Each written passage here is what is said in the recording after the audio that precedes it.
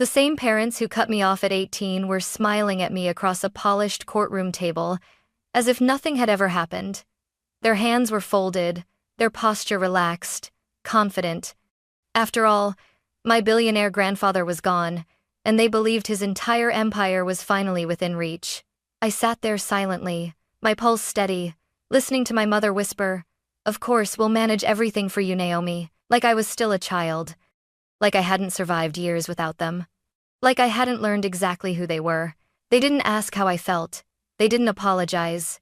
They didn't even pretend to remember the night they told me I was on my own, with nothing but a suitcase and a locked front door behind me. To them, this wasn't a reunion. It was a transaction. They were already spending the money in their heads. $3.8 billion. They thought I was too weak to control. What they didn't know was that my grandfather had planned for this moment. I grew up in a house where money was never discussed as a limitation, only as a reward. From the outside, my family looked perfect. Large home, private schools, dinners where my parents spoke proudly about values and discipline. People admired them. Neighbors complimented how well-raised we were. No one ever questioned whether love inside that house came with conditions, but it did. In our family, affection was earned. Approval had a price tag. And money wasn't just currency, it was leverage. My older brother, Daniel, learned that early. He was everything my parents admired. Confident, outspoken, endlessly certain of his own importance. Even when he failed, it was framed as potential. When he succeeded, it was proof that my parents had done everything right. At dinner, Daniel talked. My father listened. When Daniel bragged about business ideas, he barely understood. My father nodded like he was hearing a future CEO speak. When he talked about wanting more money, more power, more recognition, my mother smiled proudly, as if ambition itself were a moral virtue. I sat across from them, quietly pushing food around my plate. I wasn't rebellious. I wasn't lazy. I wasn't reckless. I was observant, thoughtful. I asked questions instead of accepting answers I didn't believe in. And somehow that made me the disappointment.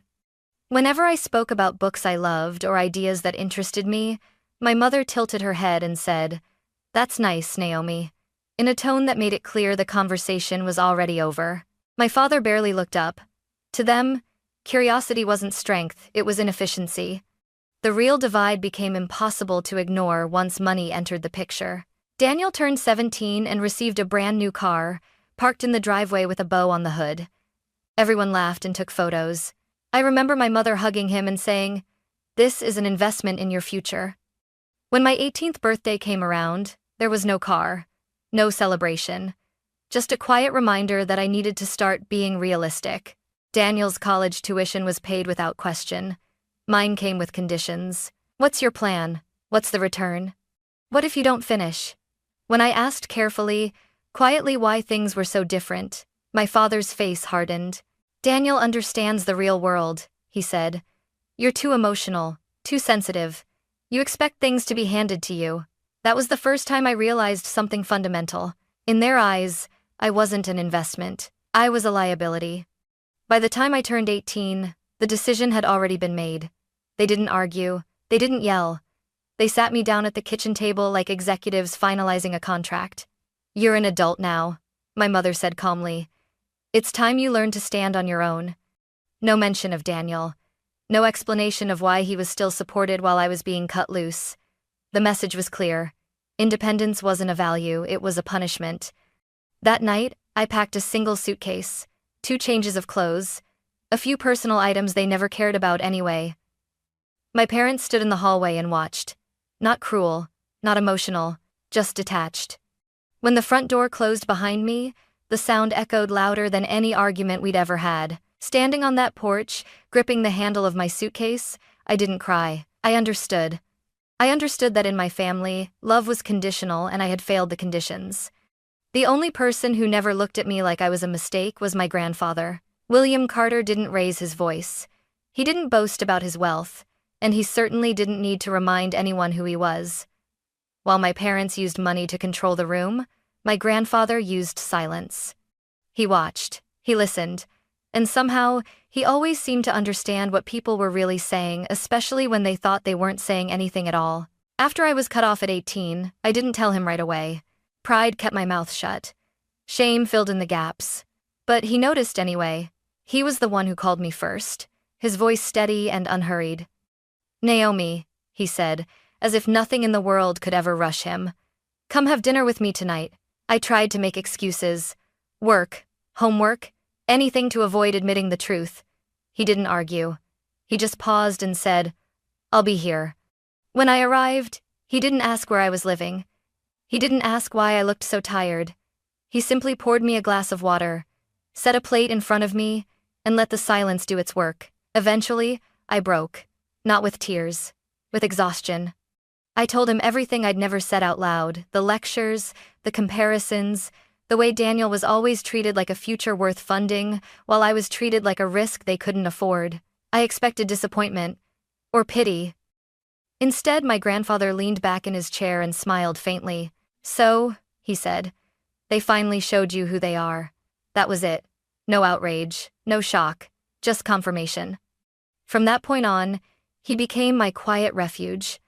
I stayed on his couch more nights than I can count. He never called it charity, never made me feel small. He'd hand me grocery money like it was the most normal thing in the world and say, "Everyone needs a little help sometimes. Don't confuse that with weakness." Where my parents saw hesitation, he saw patience.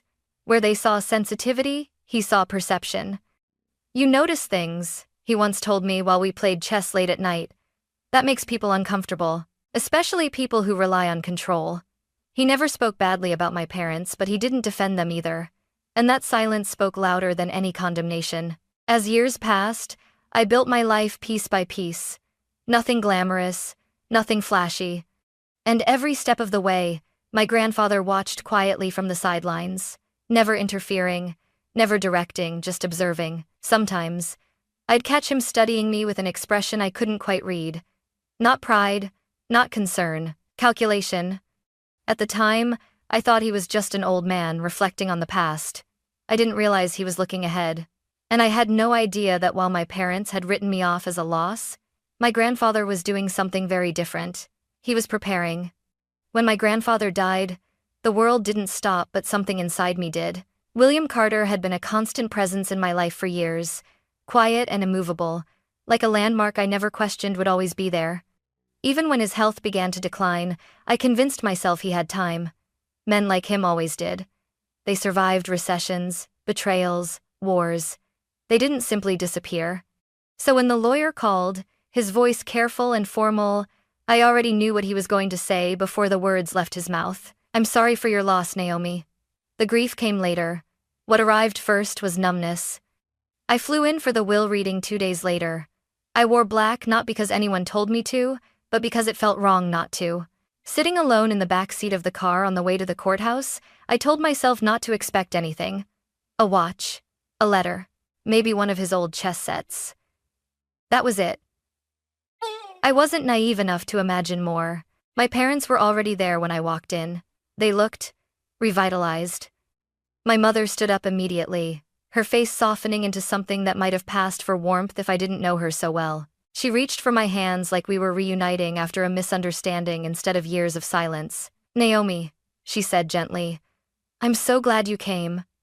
My father nodded, his lips already curved into a smile that sat too comfortably on his face. Daniel leaned back in his chair, arms crossed, surveying the room like he was assessing a purchase. No condolences. No apologies. Just anticipation. As we took our seats, my mother leaned toward me and lowered her voice. "This must be overwhelming for you," she said. "But don't worry. We'll take care of everything." Take care of everything. The phrase sat heavy in my chest. The attorney cleared his throat and began reading. Legal language filled the room: assets, holdings, valuations, numbers so large they felt abstract. Daniel's foot bounced under the table. My father's eyes sharpened with every sentence. Then the words shifted. "Per the wishes of William Carter," the attorney said, "the entirety of his estate, valued at approximately $3.8 billion, is to be transferred to his granddaughter." I stopped breathing. Naomi Carter. For a moment, no one spoke.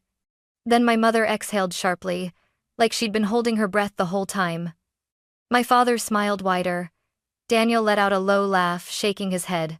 Well, my father said casually, folding his hands together. That makes sense. I like the talk it is an imitation. It never seated video studio. My mother squeezed my arm. Of course it does, she added. You were always close to him. Close. They hadn't said that word in years. And naturally, my father continued, already leaning forward, we'll manage it for you. An estate like this needs experience. Structure, oversight, Daniel smirked. Yeah, Naomi. This kind of money destroys people. They were so sure. So relaxed. So completely convinced the decision had already been made. I looked down at my hands, resting quietly in my lap. They didn't notice that the attorney hadn't finished reading. They didn't notice the way he paused just briefly before turning the page. And they certainly didn't notice the faint, knowing expression on his face. Because while my parents were already dividing control in their heads, my grandfather's real intentions were still waiting to be revealed. The moment the attorney paused, my parents leaned in closer toward me, not him. That told me everything. My mother's hand slid over mine, light but deliberate, like she was reclaiming something she believed belonged to her. You must be in shock, she said softly. Anyone would be. I didn't pull away. I didn't speak. I let her continue. This is far too much responsibility for one person, my father added, his tone calm, reasonable, the same voice he used when he wanted something to sound like a favor instead of a demand. Your grandfather meant well, Naomi. But managing an estate of this size requires experience, judgment. Daniel laughed under his breath. No offense, he said, finally uncrossing his arms. But you still rent. You've never even managed a real investment portfolio. This isn't a starter account, it's an empire. There it was. Not concern. Not love. Assessment. They weren't asking if I wanted help. They were deciding how to take control without calling it that. My mother tilted her head, her eyes glossy with manufactured empathy. You've always been sensitive, she said gently. And that's not a bad thing.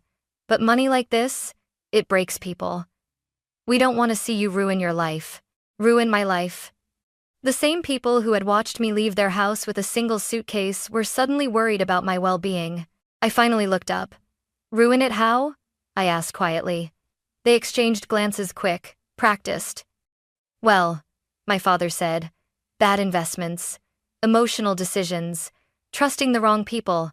He smiled, as if he were listing unavoidable facts. We'd set up proper safeguards, trustees, oversight. In our name, Daniel added easily.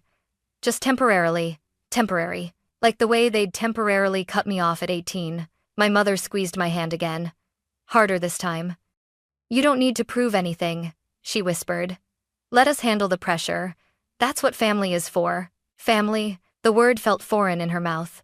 I could feel the walls closing in, not physically, but strategically. They were building a narrative right in front of me. Naomi is overwhelmed. Naomi is inexperienced. Naomi needs protection. And the worst part? They believed it. They believed that if they spoke confidently enough, calmly enough, the outcome would bend in their favor. That I would nod. That I would hand over control out of fear or gratitude. The attorney cleared his throat again. But my parents didn't notice. They were too busy explaining my own life to me, too busy reaching for power they were certain was already theirs.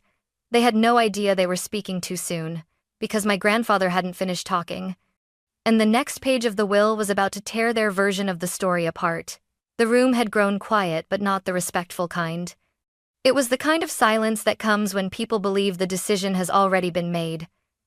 My parents leaned back in their chairs, their bodies loose, satisfied. Daniel tapped his fingers against the table, bored now that the hard part was over. To them, this meeting was just a formality. The attorney didn't sit back with them. He remained standing. He adjusted his glasses, glanced once, just once in my direction, and then looked back down at the document in his hands. If everyone will allow me to continue, he said calmly. My father waved a dismissive hand. Of course, just the technicalities, right? The attorney didn't respond. He turned the page. The sound was soft, barely audible, but it landed like a gunshot. There are, he said, carefully, additional provisions attached to Mr. William Carter's estate. My mother's smile faltered, not fully, just enough for a crack to show. Additional? She repeated lightly. I'm sure that's nothing unusual. The attorney read on. Mr. Carter anticipated that his inheritance might be contested. That word snapped Daniel's attention back to the table. Contested? My father echoed, sitting upright now.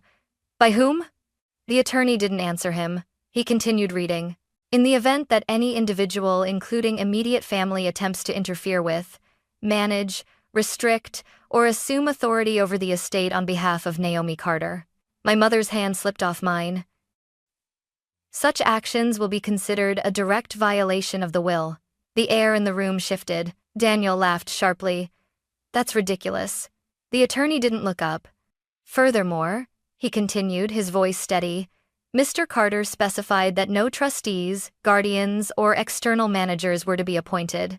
The estate is to remain under the sole and exclusive control of Naomi Carter. My father stood up. That's not reasonable, he said, his calm finally cracking. She's not equipped for this.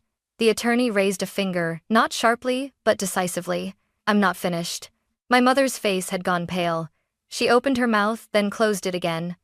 The attorney took a breath and read the final paragraph. I leave my estate to Naomi because she has lived without my money and learned its value. If my son and daughter-in-law attempt to take control of what is not theirs, it will prove exactly why they were never chosen. The words hung in the air, heavy and irreversible. For a moment, no one spoke. Then my father slammed his hand on the table. This is manipulation, he snapped. He's turning her against us. Daniel pushed back his chair. This has to be challenged. You can't just hand a fortune like this to someone who— Who what?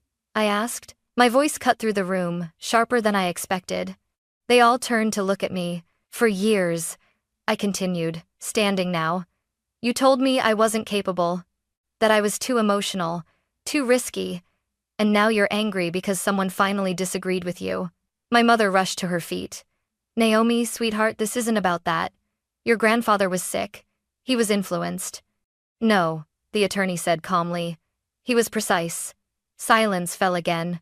The attorney closed the file. These provisions are legally binding, he said. Any attempt to override them will result in immediate disinheritance and potential legal consequences. My parents stared at him like they'd been struck. Their confidence collapsed in real time. My mother's hands trembled. My father's face darkened with rage.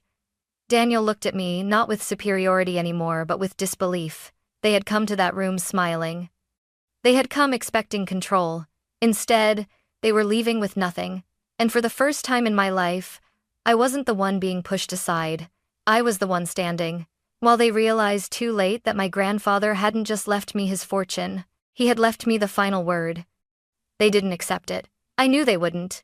People like my parents never believe the first no applies to them. To them, rules were flexible, especially when money was involved. Especially when they believed authority was their birthright. 2 weeks later, I was served papers. My father was petitioning the court to place my inheritance under temporary guardianship, citing emotional instability, lack of financial experience, and my personal favorite, a demonstrable history of poor judgment. I read the words twice, then laughed once. Short, humorless. So, this was their next move. The courtroom was colder than the conference room where the will had been read. Less polished, less forgiving. My parents arrived early, seated together like a united front. My mother wore soft colors, the kind meant to suggest concern. My father sat stiffly, jaw tight. Daniel flanked them, arms crossed, eyes flicking toward me with open hostility. They weren't here to reconcile. They were here to erase me. When the judge entered, the room rose. And when we sat again, my father's attorney began painting a picture of me that barely resembled a human being. She is overwhelmed, he said. Isolated, easily influenced. This level of wealth poses a serious risk to her well-being. I listened quietly as years of dismissal were repackaged into legal language. Then it was our turn. My attorney stood slowly, calm, prepared. He didn't argue feelings. He argued facts. He presented emails where my parents referred to the estate as ours, bank records showing attempted inquiries made on my behalf without my consent, text messages from Daniel calling me a temporary obstacle. With each document, my parents shifted in their seats. Finally, my attorney addressed the will itself, William Carter anticipated this exact scenario, he said, holding up the document. That is why he included explicit language prohibiting interference. This petition is not concern, it is confirmation. The judge looked down at my parents for a long moment. Then she spoke. This court will not rewrite a man's legacy because it makes others uncomfortable, she said evenly. The petition is denied. My mother inhaled sharply. My father's face drained of color. The judge wasn't finished. Further attempts to undermine Miss Carter's autonomy may result in sanctions. The gavel came down. It was over. As people stood and began to file out, my mother reached for me, her voice trembling. We only wanted to protect you. I met her eyes for the first time in years. No, I said quietly. You wanted to control me. She had no answer for that. I walked out of the courtroom alone, not because no one followed me, but because for the first time in my life, I didn't need anyone to. The court ruling didn't just end the case, it exposed them. In a town where reputation was currency, my parents had spent decades building theirs carefully, obsessively. Charity galas, business lunches, quiet bragging disguised as concern. They were the kind of people others trusted because they looked respectable. That illusion didn't survive the courtroom. Word spread fast. It always does. Not the version they would have preferred, but the truth. People whispered about the petition, about how a father had tried to have his own daughter declared unfit to control her inheritance, about how a billionaire grandfather had anticipated it and written protections specifically against his own son. My mother's invitations slowed, then stopped altogether. The women who once leaned toward her at luncheons now smiled politely and excused themselves early. Concern turned into distance. Distance turned into silence. My father's world fractured more visibly. Clients asked questions. Partners hesitated. The same confidence that once impressed people now looked like arrogance, especially after it failed so publicly. Within months, he was stepping back. That was the phrase they used.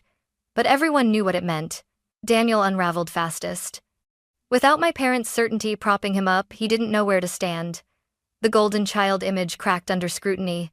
People who once laughed at his jokes stopped returning calls. Opportunities dried up. The confidence that had always come so easily to him curdled into bitterness. He cornered me once outside a cafe, of all places. You think you won? He snapped. You think this makes you better than us? I didn't raise my voice. I didn't smile. I think it makes me free, I said. He stared at me like I'd spoken a foreign language. And that was the moment I knew the shift was complete. I didn't change my lifestyle overnight. No headlines, no extravagant displays. I invested quietly, learned deliberately, surrounded myself with people who didn't see me as an asset to manage. That terrified my parents more than anything else, because they could no longer reach me through money. They couldn't scare me with withdrawal. They couldn't rewrite the narrative. They had lost the one thing they'd always relied on, control. And as they faded into the background of my life, I realized something quietly powerful. I hadn't taken anything from them. I had simply stopped letting them take from me. Months later, I drove past my parents' house for the first time since everything ended. The place looked smaller than I remembered. The paint along the shutters was peeling. The lawn was overgrown at the edges, like no one cared enough to keep up appearances anymore. The porch light was on, but the warmth it once projected felt hollow, performative, like everything else they'd ever shown the world. I didn't stop the car. For years, that house had represented failure to me, rejection, the moment I learned how conditional love could be. But as I passed it, I felt nothing pull at my chest. No anger, no sadness, not even triumph, just distance. People assume inheriting billions changes you overnight, that it turns you into someone else. But the truth is quieter than that. Money doesn't build you, it only amplifies what's already there. What changed my life wasn't the $3.8 billion. It was the moment I realized no one could threaten me with abandonment anymore. My grandfather understood that. He didn't leave me his fortune to make me powerful. He left it to make me untouchable, by the people who had spent my entire childhood deciding my worth for me. He gave me something far more valuable than money. He gave me proof. Proof that I had survived without them. Proof that I was never the liability they claimed I was. Proof that I didn't need to beg for a place at any table ever again.